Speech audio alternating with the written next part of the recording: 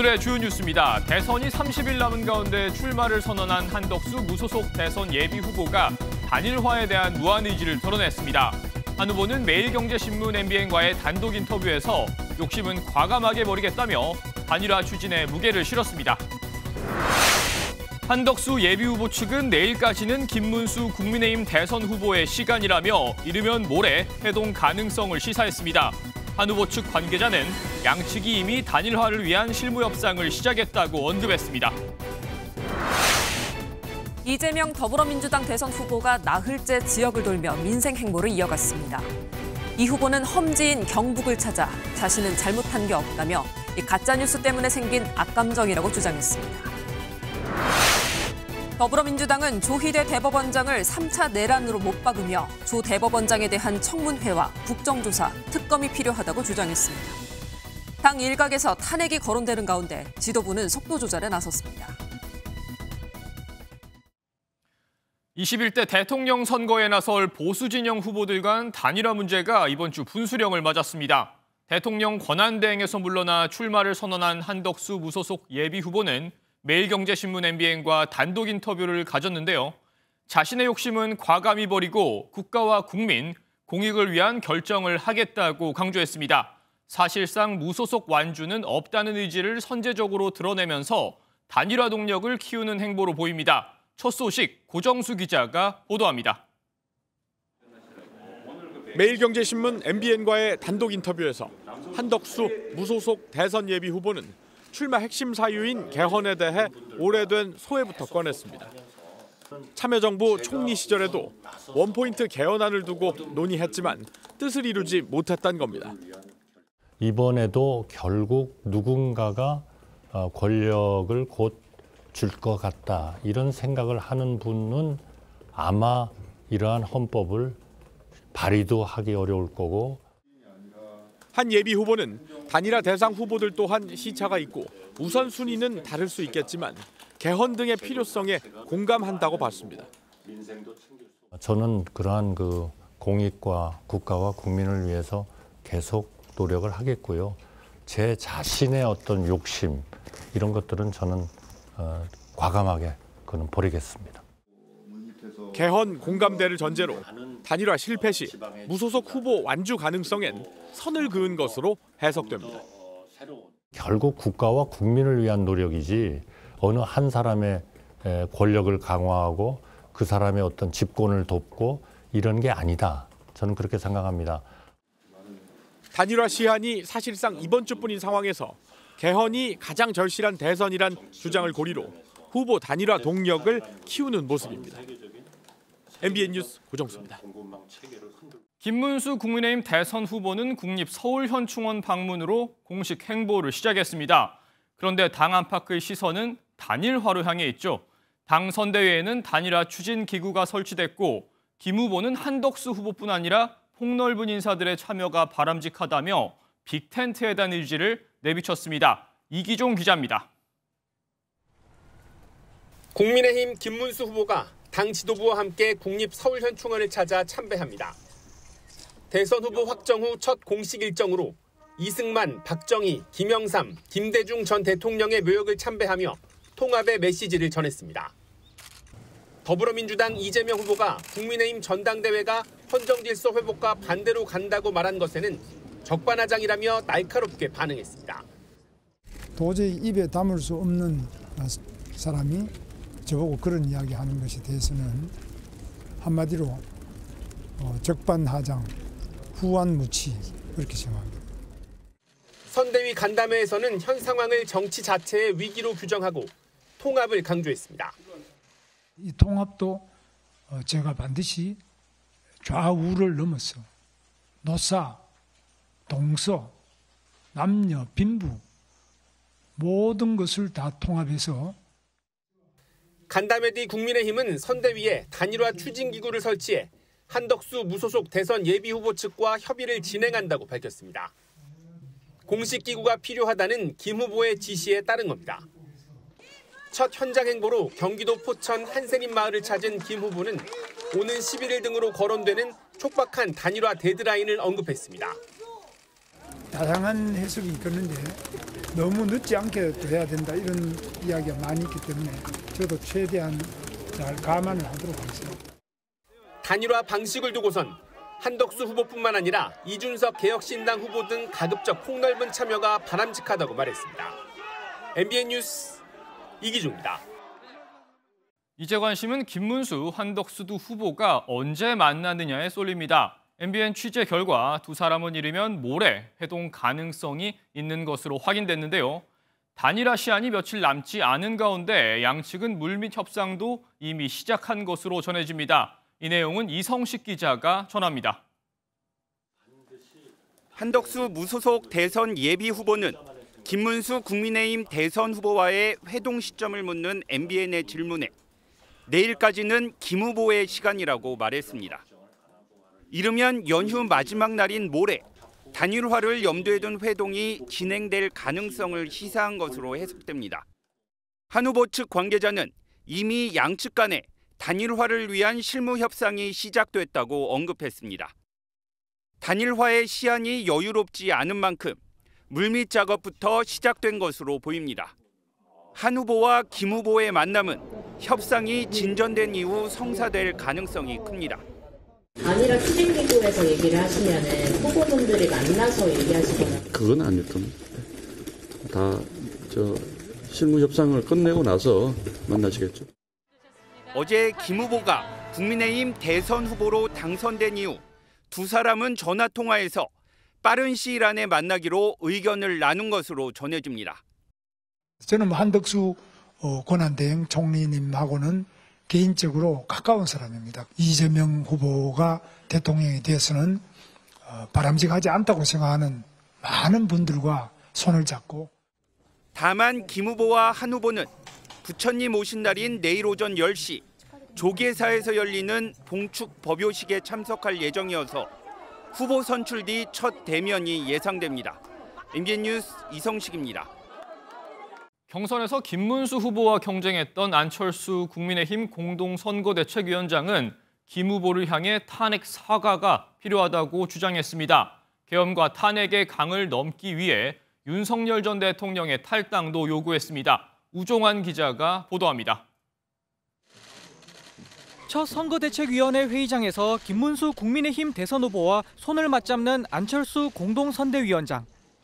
발언권을 얻은 안 위원장은 이재명 더불어민주당 대선 후보를 이기려면 스스로 변화해야 한다며 윤석열 전 대통령의 비상계엄과 탄핵에 대해 김 후보가 사과해달라고 요구했습니다. 이제는 국민 앞에서 계엄과 탄핵에 대해 사과하실 때라고 생각합니다. 그것이야말로 이재명을 막을 첫 번째 명분입니다. 김 후보는 앞서 경선 당시 사과 요구를 받았지만 때가 아니라며 피한 바 있습니다.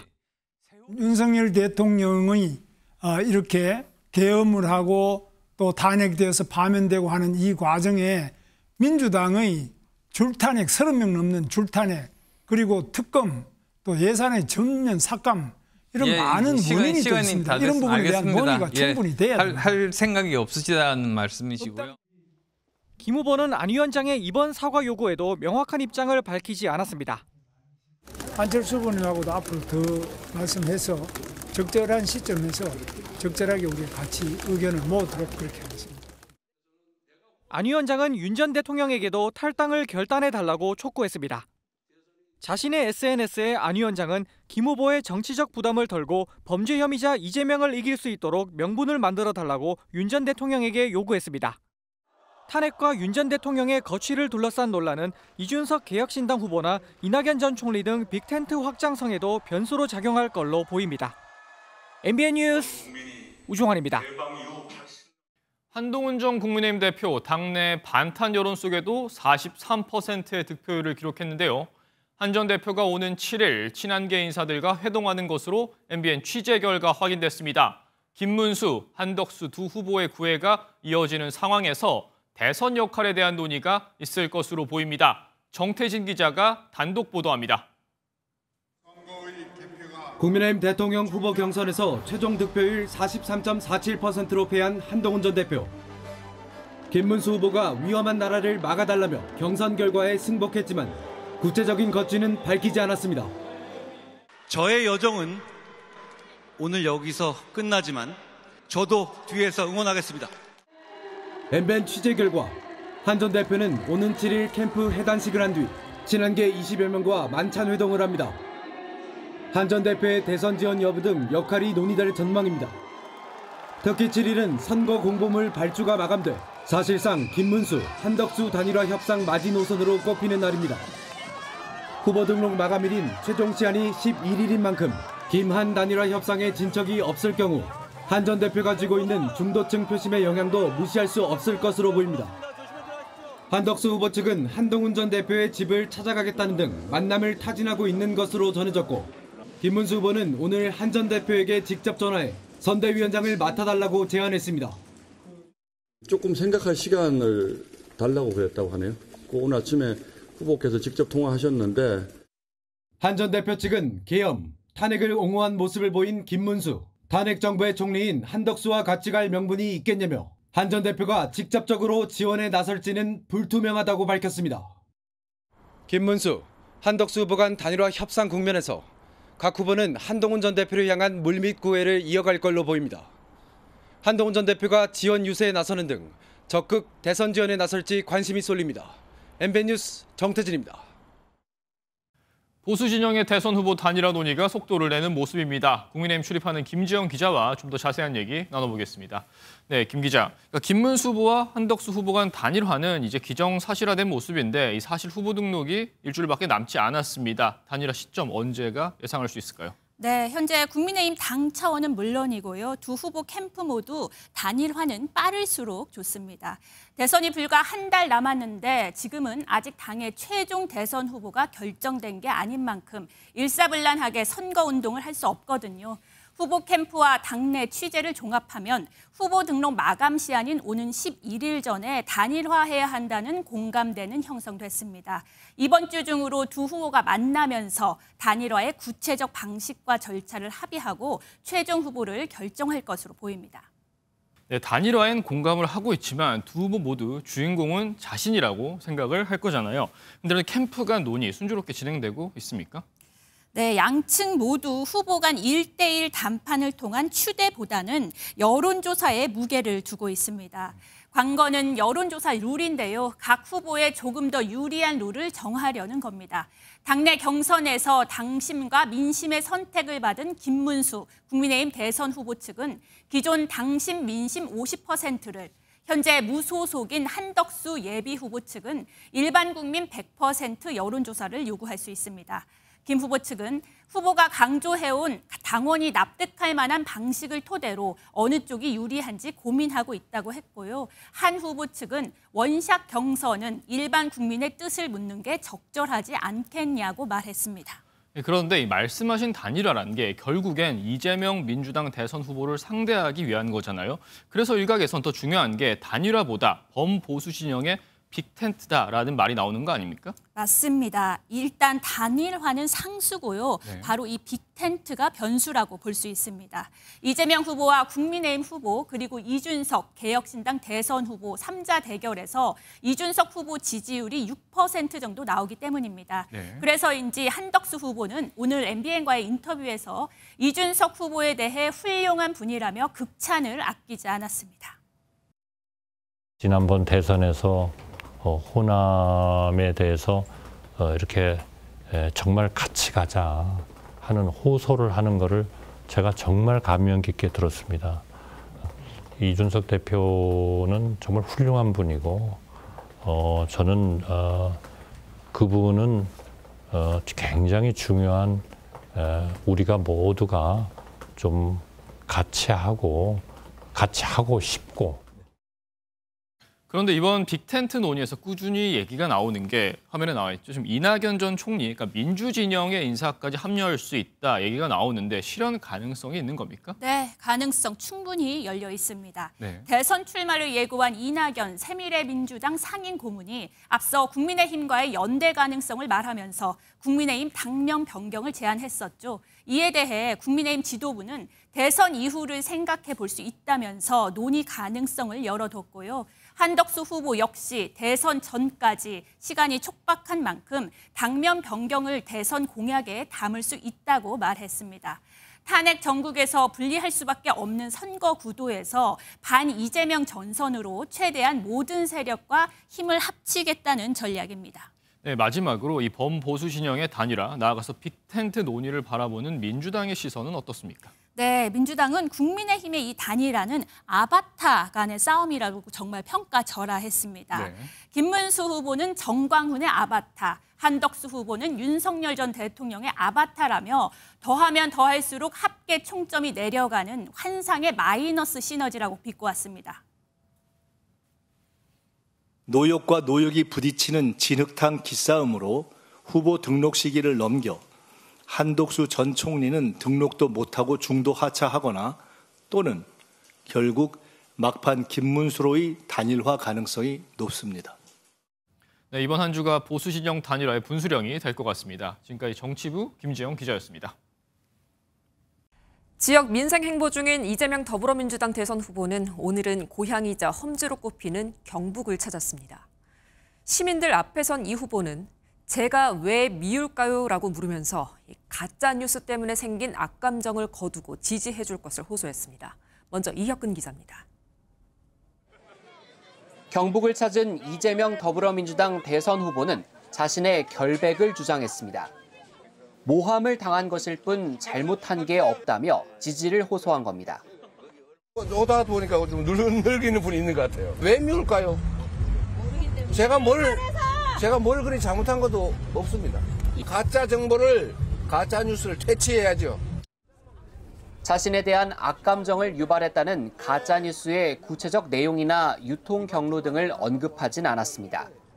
다만 경북이 국민의힘 텃밭이라는 점을 의식한 듯 한 당이 계속 집권한 지역일수록 지역 경제가 살아나지 않는다고 말했습니다. 캐스팅 보트로 꼽히는 충북에선 보수 정당 출신인 박근혜, 윤석열 전 대통령의 탄핵을 다시 거론했습니다. 대통령은 나라의 통치자도 아니고 지배자도 아닙니다. 세계에 없는 무혈의 평화혁명을 무려 2번이나 해낸 이 후보는 민생 행보 곳곳에서 선거를 혁명에 빗대며 투표를 독려하고 있습니다. 투표가 총알입니다. 정말 혁명의 수단이죠. 더 나은 세상을 위한 화끈한 변화를 말하는 거니까 그 이상하게 공산주의로 몰지 말기 바랍니다.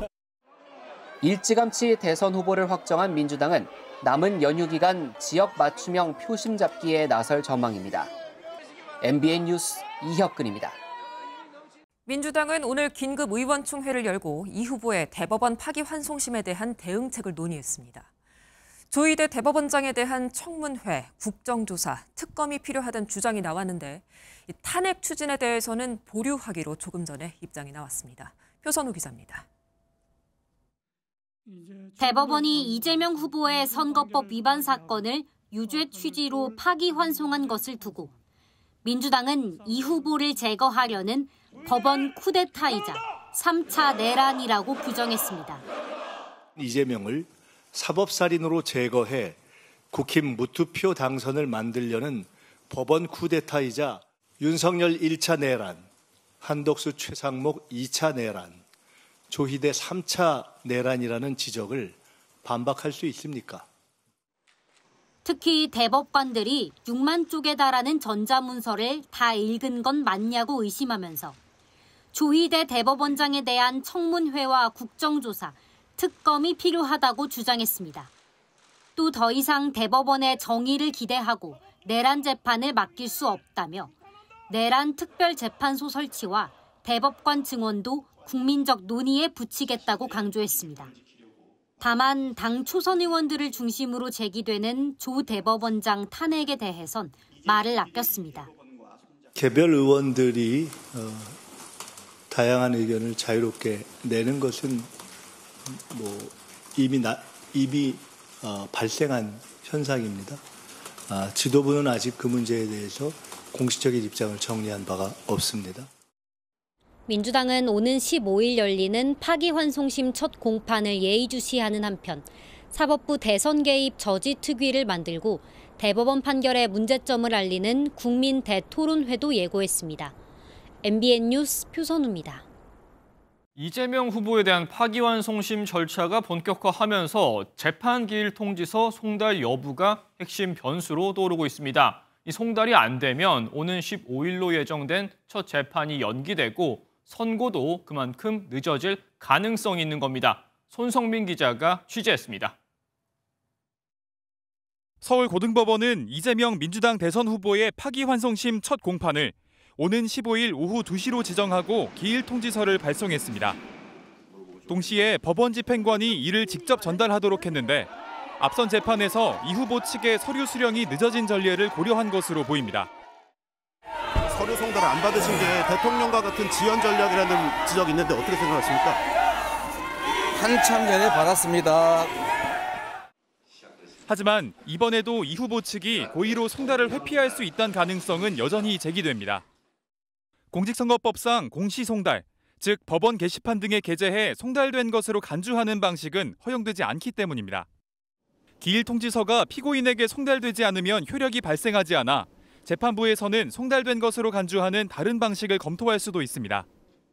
서울고법은 공시송달 가능성은 희박해 보인다면서도 이 밖의 송달 방식에 대해서는 말을 아꼈습니다. 설령 송달된 것으로 간주된다 해도 이 후보가 재판에 출석하지 않으면 다시 기일을 정하고 새 통지서를 보내야 합니다. 이후에는 피고인이 불출석하더라도 재판을 진행할 수 있어 첫 공판이 일주일 정도 미뤄진다 해도 대선 전 선고가 나올 가능성은 남아 있습니다. 파기환송심 선고가 대선 직전에 나오더라도 이후 재상고심에 시간이 추가로 필요한 만큼 대선 전 확정 판결이 나오기는 현실적으로 어렵다는 전망입니다. MBN 뉴스 손성민입니다.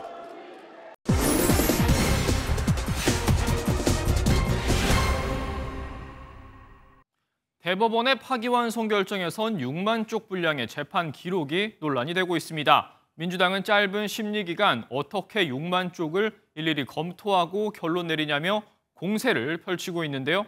대법관이 판결을 내릴 때 모든 기록을 살펴봐야 하는지 이혁재 기자가 사실 확인해봤습니다. 이재명 더불어민주당 대선 후보의 공직선거법 사건에 대한 대법원 판단이 나온 뒤 민주당 의원들은 두꺼운 책자를 보여들었습니다. 6만 쪽에 달하는 이 후보 공직선거법 사건 기록을 대법관들이 일일이 읽어봤냐는 겁니다. 우리가 상식적으로 얘기하자고요. 하루에 이거 39권을 볼 수 있습니까? 하지만 대법원 재판 업무 경험이 많은 판사들은 대법관들이 일일이 사건 기록 전체를 볼 의무는 없다고 설명합니다. 이 후보 사건을 예로 들면 허위사실 공표죄를 어떻게 적용하는가에 대한 판단을 하는 게 대법원의 주된 역할이지 모든 사실관계를 재확인하는 게 아니라는 겁니다. 6만 쪽 기록은 대부분 사실관계를 확인하는 증거들인데 대법원은 사실관계 증거를 들여다볼 필요는 없기 때문입니다. 대법원에서 사건을 대법관만 검토하는 것도 아닙니다. 경력이 많은 판사 등으로 구성된 100명이 넘는 재판 연구관들도 대법관과 팀을 이뤄 기록을 검토하는 만큼 대법관 혼자 기록에 매달릴 필요가 없다는 설명입니다. 대법관들은 그 수많은 재판 연구관들과 유기적 일체가 되어서 서로 그 기록을 검토하고 해서 비슷한 예로 탄핵 심판을 진행한 헌법재판소도 재판관들이 헌법 연구관들과 함께 법리와 기록을 검토합니다. 여러 사유를 종합해보면 대법관이 이 후보 사건 판결을 내리는데 6만 쪽 기록을 다 읽었어야 한다는 주장은 대체로 사실이 아닙니다. 대법원의 심리 속도에 대한 비판과 방대한 기록을 일일이 검토했는지 지적을 연결짓는 것을 우려하는 목소리가 나오는 이유입니다. MBN 뉴스 이혁재입니다. 파기환송 선고 직후 대법원을 향한 더불어민주당의 공세가 최고조에 달하고 있습니다. 민주당 출입하는 정태훈 기자와 뉴스 추적해보겠습니다. 네, 정 기자. 선고 직후부터 반발이 거세긴 했는데 특검이라든지 국정조사, 이 공세 수위가 갈수록 세지는 모습입니다. 그렇습니다. 내란 극복과 민주당의 필승 전략이라는 예정에 없던 기자간담회까지 급작스럽게 잡으며 상당히 거센 반응 보였는데요. 네. 앞선 리포트에서 보셨듯이 조희대 대법원장 등에 대해 특검부터 청문회, 국정조사까지 모든 수단을 강구하겠다고 경고했습니다. 동시에 현재 사법부가 이 정치에 개입하고 있다는 의혹에 대해 우선적으로 직접 대법원의 답을 듣겠다는 입장입니다. 대법원이 워낙 통상을 뛰어넘는 신기에 가까운 압축수를 발휘했기 때문에 대법원이 범한 절차상의 의문점들에 대해서 물을 것이고.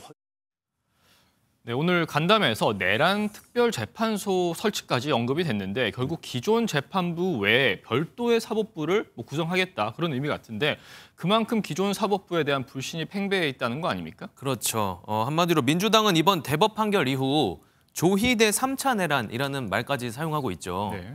나아가 대법원에 더 이상 내란 사건 재판을 맡길 수 없다며 별도의 내란 특별재판소 설치 필요성도 주장했는데요. 네. 지규현 판사의 윤석열 전 대통령 구속 취소 판결을 대표적 내란 재판 특혜로 규정하면서 대법원까지도 이런 판결이 확대될 우려가 있다는 겁니다. 다만 논의 시작 단계인 만큼 차근차근 여론을 수렴해 나갈 거란 입장입니다. 이와 함께 졸속 재판이 지적하며 대법관 증언 논의도 함께 이루어져야 한다고 주장했습니다. 그래도 뭐니 해도 가장 관심이 가는 건 조희대 대법원장에 대한 탄핵 추진 여부입니다. 실제 추진된 가능성이 있을까요? 우선 오후 의총에서도 정말 긴 시간 논의됐지만 당장 실현될 것 같아 보이진 않습니다. 네. 리포트에서 보셨듯 김민석 상임공동선대위원장도 의원들 개별 의견이라며 선을 그었고요. 또 초선 의원들의 중심으로 탄핵 추진 기자회견까지 하며 적극적으로 나서고 있지만 대표성에는 의문이 남습니다. 네. 몇몇 율사 출신 초선 의원들에게 물어봤는데 실제 탄핵 실행에는 신중한 모습이거든요. 함부로 결정할 사안이 아니라 너무 쉽게 얘기를 꺼내서는 안 된다. 또 아무리 빨리 진행해도 대선 전에는 판결이 날 수 없는 만큼 혹시 모를 준비만 해둬도 충분하다는 등의 의견이 이어졌습니다. 이 말씀 들어보면 당내 강경론과 신중론이 공존하는 모습입니다. 네. 그런데 지금 대선 준비 과정에서 보면 그동안에 이재명 후보 실용주의를 내세우면서 중도층 확장에 주력을 했거든요. 그런데 이러한 강경론, 강경 기류가 자칫 중도 확장에 오히려 역행하는 거 아니냐 이런 지적도 나오지 않습니까? 맞습니다. 하지만 관련 우려 나오자 민주당은 오히려 완벽하게 일치한다며 일축했습니다. 네. 헌법 질서 회복 그리고 경제 위기 극복과 비슷한 개념이라는 취지인데요. 네. 박찬대 총괄 상임선대위원장은 오히려 당원들에게 문자 메시지를 통해 남은 한 달 동안 정말 비장한 각오로 전력 투구해야 한다며 모든 여론조사에 적극 참여할 것을 적극 독려하기도 했습니다. 반면 민주당의 이런 강경 기조에 대해 상대 진영 후보들의 비판은 이어졌는데요. 한덕수 무소속 대선 예비 후보는 대법원이 정치적인 의도를 가지고 판결을 했다는 것은 망상이라고 직격했고 김문수 국민의힘 대선 후보도 히틀러보다 더하다며 비난에 가세했습니다. 네, 오늘 말씀 여기까지 듣겠습니다. 지금까지 정치부 정태웅 기자였습니다. 네, 사건 사고 소식 들어와 있습니다. 전북 전주의 한 제지 공장 맨홀에서 작업자 5명이 유독가스에 중독되는 일이 발생했는데요. 이 중에 2명이 숨졌습니다. 이외 소식들까지 심우영 기자가 종합했습니다. 제지 공장에서 경찰이 통제선을 치고 분주히 오갑니다. 오늘 오전 9시 40분쯤 이 공장 맨홀에서 작업자 5명이 가스에 중독됐습니다. 이 중 40대와 50대 작업자가 숨지고 3명은 의식 저하 등으로 치료를 받고 있습니다. 청소를 위해 먼저 들어간 1명이 인기척 기업자 2명이 구조를 위해 들어갔다 사고를 당한 것으로 추정됩니다. 맨홀은 깊이 3m, 가로 1m, 세로 0.8m 크기로 경찰은 사고 원인을 조사 중입니다. 청소라고만 하시네요. 원래 안 쓰는 맨홀인데 잘못 들어가셨다고 하시더라고요. 병원 수술실이 시커멓게 타버렸고 환자들은 주차장으로 급히 대피해 있습니다. 오늘 새벽 5시 10분쯤 경남 양산시의 한 병원 2층에서 불이 나 50분 만에 꺼졌습니다. 환자와 직원 등 100여 명이 대피했는데 11명이 연기를 마셨습니다. 부산 영도구에서 승용차가 중앙선을 넘어 역주행하다 반대 차선에서 오던 택시를 들이받았습니다. 이 사고로 택시에 타고 있던 일가족 4명이 다쳤는데 승용차를 몬 40대 남성은 면허 취소 수치에 음주 상태였습니다. MBN 뉴스 심호영입니다. 30대 남성이 헤어진 여자친구와 그 남자친구를 살해하는 일이 벌어졌습니다. 범행 후 다친 상태로 자수했는데 경찰은 피의자가 회복하는 대로 사건 경위를 조사할 예정입니다. 윤기란 기자입니다. 오피스텔 출입구에 경찰 통제선이 쳐져 있습니다. 오늘 오전 9시쯤 이곳에 거주한 30대 여성과 여성의 남자친구가 흉기에 찔려 숨진 채 발견됐습니다. 앞서 10분쯤 전인 오전 8시 57분엔 한 30대 남성이 스스로 경찰서를 찾아 자신이 이 둘을 살해했다며 자수했습니다. 범행하다 목과 손을 다친 피의자는 자수한 뒤 병원으로 옮겨져 치료를 받고 있습니다. 피의자는 경찰에 자신을 숨진 여성의 옛 남자친구라고 밝혔지만 왜 둘을 살해했는지 등 범행 경위는 아직 확인되지 않았습니다. 피의자 지금 치료 중이래 가지고서 치료가 되고 조금 안정 찾으면 그때 조사하려고 지금 기다리고 있습니다. 살인 혐의로 피의자를 입건한 경찰은 오늘 밤쯤 피의자를 소환해 자세한 범행 경위를 파악할 계획입니다. MBN 뉴스 윤기란입니다. 무료로 가족 사진 찍어준다는 말에 고생해서 찍었더니 찍어주는 것만 무료, 가져가려면 수십만 원, 또 수백만 원을 내라는 피해가 잇따르고 있습니다. 세상엔 공짜가 없단 말이 있듯이 무료로 무엇을 해준다면 상술이 숨어있는 것은 아닌지 조금 더 살펴보셔야겠습니다. 신영수 기자입니다. 이 여성은 최근 무료 가족사진 촬영 이벤트에 당첨됐습니다. 추억을 남겼다는 기쁨도 잠시, 촬영을 마치자 업체 태도가 바뀌었습니다. 사진을 소장하려면 130만 원에 달하는 패키지 상품을 구매해야 한다는 겁니다. 결정을 하는 그 즉시 그날 바로 삭제를 합니다. 라고 아이들 앞에서 돈 때문에 이건 안 돼, 할 수가 없었던 거죠. 최근 3년간 소비자원에 접수된 피해 구제 건수는 200건에 육박하고 평균 계약 금액만 75만 원에 달합니다. 무료 촬영뿐만이 아닙니다. 무료 공연이나 강연을 한다고 사람들을 모으고는 후원 명목으로 1시간 동안 꼬박 보험 영업을 하기도 합니다. 심지어 종신보험을 저축성 상품으로 소개하는 등 내용도 엉터리입니다. 은행보다 나아요. 뭐가요? 이자가요. 심지어 비과세 혜택 받을 수 있습니다. 이런 무료를 가장한 상술은 명백히 현행법 위반이라는 게 법조계의 설명입니다. 무료 촬영을 미끼로 고액 상품 구매를 강요하는 건들, 무료 강연을 앞세워서 보험 상품을 판매하는 사건들도 전형적인 표시광고법 위반에 해당합니다. 행사 전에 비용 발생 여부를 확인하고 계약서와 녹취 등 증빙 자료를 확보해야 분쟁 발생에 대비할 수 있습니다. MBN 뉴스 신용수입니다. 내일은 어린이날이죠. 도심 곳곳에 아이들을 위한 선물이 마련되었습니다. 잠수교에선 특별한 가면 행진이 진행됐고요. 동대문 디자인 플라자 DDP는 아이들에게 스케치북이 됐습니다. 내일 발걸음 닿는 곳마다 우리 아이들 진심으로 행복하기를 바라보겠습니다. 박은채 기자입니다. 근위병 복장의 음악대가 시민들의 눈길을 사로잡습니다. 오늘 단 하루 이곳 바닥은 어린이들을 위한 스케치북이 됐습니다. 바닥에 분필로 그림 그렸어요. 하트랑 우리 이름 어린이날 선물 포장 뜯고 놀 거예요. 블록을 맞추고 벽화를 그리고 쉴 틈이 없는 어린이들입니다. 어린이들이 손을 활용해 삼각형 구조물을 만들 수 있는 활동도 준비됐습니다. 5월 가정의 달을 맞이해서 어린아이부터 노인분들까지 다 즐길 수 있는 다채로운 행사를 준비했습니다. 저녁 때는 애니메이션 상영도 하고 있습니다. 가면을 쓴 사람들이 음악에 맞춰 몸을 흔듭니다. 어린이날을 앞두고 특별하게 준비된 다양한 가면 행진에 아이들은 보기만 해도 즐겁기만 합니다. 저희 중간고사 끝나고 애들이랑 자전거 타면서 돌다가 여기 구경하러 왔어요. 너무 예뻐요. 먹을 거 많이 먹고 축제 할 거 있으면 좀 체험하다가 가려고요. 강가에서 가족들이 함께 누워 쉬는 특별한 휴식에 추억의 팝송과 함께 시원한 물줄기가 뿜어져 더욱 낭만적입니다. 어린이날을 맞아 특별한 이벤트를 준비한 잠수교는 6월까지 일요일마다 시민들을 위한 공간으로 차도가 비워집니다. MBN 뉴스 박은치입니다.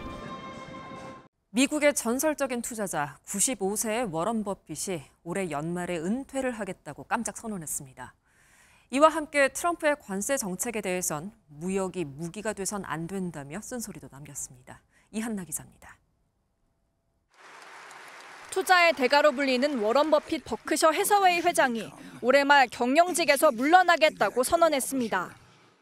워런 버핏은 버크셔 연례 주주총회에서 이같이 말하며 후임자로 그레그 에이블 부회장을 추천하겠다고 밝혔습니다.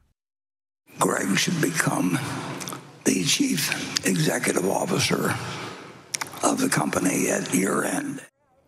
지명받은 당사자조차 몰랐던 깜짝 발표였는데 그레그 부회장이 버크셔를 더 잘 이끌 것이라는 믿음에 기반한 경제적 결정이라고 설명했습니다.